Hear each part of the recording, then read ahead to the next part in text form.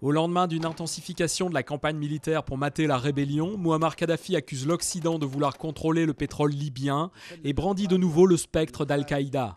Pendant ce temps, États-Unis et Union européenne continuent d'examiner les moyens de mettre un terme à la répression, notamment par la mise en place d'une zone d'exclusion aérienne.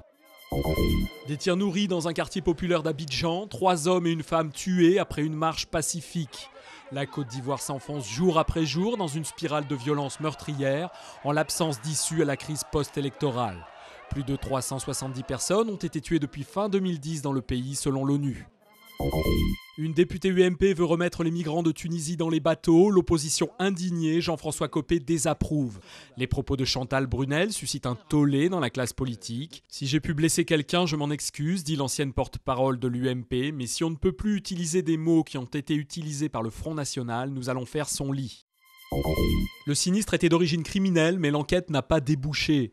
Le procès de l'incendie meurtrier d'un immeuble vétuste en 2005 à Paris débute aujourd'hui.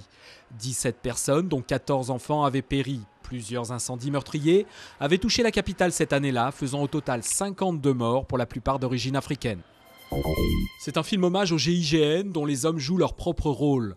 L'assaut de Julien Leclerc est consacré à la libération sur le tarmac de Marignane des 165 passagers d'un Airbus d'Air France pris en otage par un commando du GIA. L'opération fut un miracle, pas un seul mort sur le sol français.